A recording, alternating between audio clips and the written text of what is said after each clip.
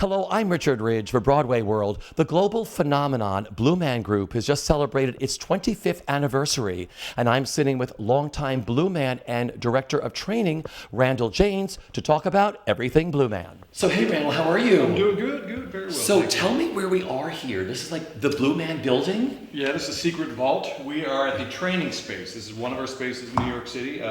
This is where we train all the new guys who come in. We actually hold some auditions here.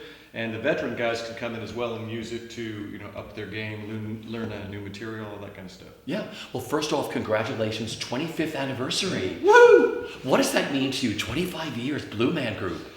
Wow. What does it mean? It means we're still not sucking. It speaks to the nature of the changing nature of the piece itself, of the company, the collaborative nature of the company, the interest everyone has in it, the interest that we have in the audience. We're obviously an audience interactive kind of show, so it's a bond between us. They're excited, we're excited. It's both genuine. It's not like we're just putting on a fixed product and trying to resell it over and over. It's a truly live event every night. So it's exciting. I mean, I thought it was, when I got hired a long time ago, I thought I would be here for about a week. Literally. Really? Oh, you kidding? I was a young kid. I was like, I'm going to go take over the world. I'll be here for a week clowning people. That's it. And, I've been here 21 years and I'm psyched to be here, still here. So 21 years, you literally just got out of school and you moved to New York, right? Yeah. I was in grad school. I saw on our call board a little ripped piece of paper, lined paper written in pencil that said like Blue Man Group. I think it was misspelled. It was like GROUPE, looking for blah, blah, blah. And I was like, well, I'll go check it out.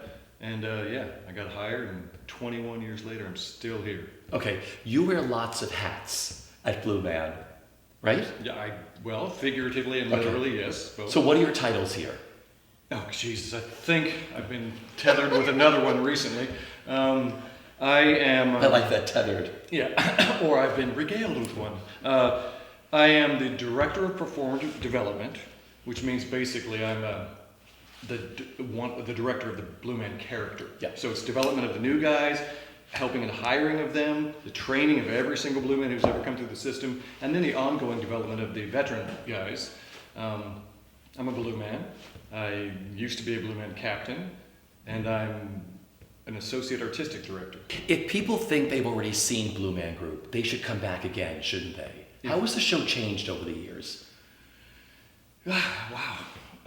It's a big question. Yeah. Well, in some ways, I mean, there's two different ways you can look at it. The heart of it, the investigation itself, what we're trying to do, which is essentially connect with an audience and reconnect the audience to itself and sort of their primal urges and instincts, that hasn't changed. The material itself changes. We have ongoing, weekly meetings and workshops and on our feet kind of playground where we look at and create new material and we use it where it's appropriate. And I would say we're highly selective with what we try to use, but we're not particularly reticent to try new things. Sure. So, we're throwing stuff around, you know what I mean? So some of it sticks and some of it doesn't. We're not afraid to go up there and, to rip open our chest and try something new that doesn't work. I love that. We have to try this stuff in real time. Sure. So you'll find you sniffing out the audience and you're like, oh, that piece sucks. Yeah. So you mix it up and work with something else. And the music's ongoing. The music's continually changing and developing. We just had our third album come out. So it's constant evolution, which is how we view the whole project anyway. So Sure. It goes hand in hand with new material. So you help with the casting. Let's talk about casting. What do you look for when you're casting for Blue Man?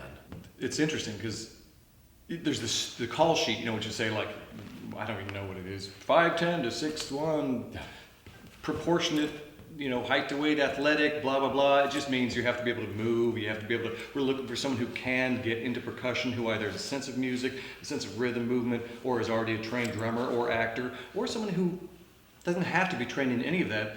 But, and this is the harder part of the question, the real thing you're looking for, and this is why it takes so long to find someone. The training process, the casting process is ongoing forever, and the training process is a minimum of 8 weeks, and it just goes on from there. Yeah. You're looking for the person that truly, and I don't mean like pretend breaks the fourth wall, like, hi camera, but that reaches past that fourth wall, that needs to, and actually connects an audience, like I said, to itself, a self within a self to remembering something that you knew as a child and forgot, a self to remembering what it's like to have fun or be in love or be afraid, then connect that to each other, and then connect that to us, then connect that in such a way that you go and you take it home so that it stays with you and sort of modifies how you perceive your development in this life is, so that you don't get up the next day and just go like, I'll go to work again, do the same thing. It puts a hiccup in your system. How many countries has Blue Man played in, or has played in, or is playing there? Do you know? A lot. Well, yeah. I mean, let's see. We have been in. Well, we've been all over Europe. I mean, we were in London for a time there. We were in Tokyo. We were in, I would say, 20, something like that. Globally, sort of everywhere. Yeah. We've been in China. We're on a world tour now. I mean, we go around wherever they don't kick us out, where they allow us to have this kind of deep investigation, and they become part of it. We want to go. So we look at every market and try to go there and send the message of connectivity. Sure. About how many Blue Men do you have ready to go with the training program that can drop into any show around the world? You mean like how many are in the system as a whole? ready to go. It's about 70, I would say, but that includes the fact that on any given night, you only have 3 people. That's how it remains. In any given night, there's 3 Blue Men. And then each show, depending on how many shows we have per week, you'll have more people. In Las Vegas, there tends to be more shows. During the holidays, we do 3 shows a night plus 4 on weekends, so you can have up to 23 shows on a holiday week. So we bring in guys that are sort of on the bench, which are kind of ringer guys that don't do shows all the time, but they're around. So it varies. But with all the cities combined, I would say we're something about that number. And there's also a Blue Man book. There is, yeah. What can you tell us about the book? It's called Blue Man World. It's just hit the shelves, or a week ago, or about to, or did. Just hit the shelves. Woo! Good answer.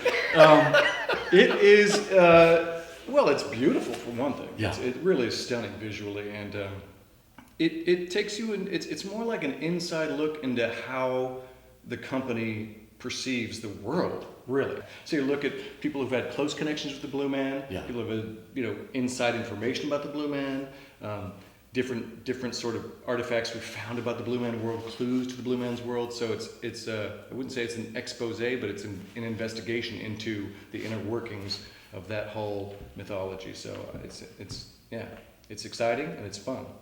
Let's talk about the success of Blue Man Group. 25 years, worldwide, globally, every language, millions of people have fallen in love with this show. What do you attribute the success of Blue Man to? It's this pre-verbal, primal sort of thing that I think can speak to anyone, which allows the age range to be huge. So that's one of the main things. And more than that, I would say it's this blend of a kind of a hero's journey met with this really unprepared, innocent little, bedwetting clown who's like got thrown on the stage and is like, what am I doing here? I don't want to be here, but I shall take Excalibur and fight this fight. And so all of a sudden you're like, wait a second, that little dude who doesn't know what he's doing is stepping up and got the sword, and take that, juxtaposition and then throw in just top flight designers and musicians and performers, and put that together, and it makes for a very interesting and sort of volatile blend, which I think is, lends to it. So. Yeah. All right, so Randall, so this is the paint room, right? A lot of paint's been used in here, right? 20 years worth of paint. You're mixing paints right now, right? Yeah, this is like the painter's palette. Instead of putting it on a brush, I'm going to put it in my mouth. Oh, wow. Yeah, and then we're going to actually, as you can see, take a look around. This is the result of visceral exploration.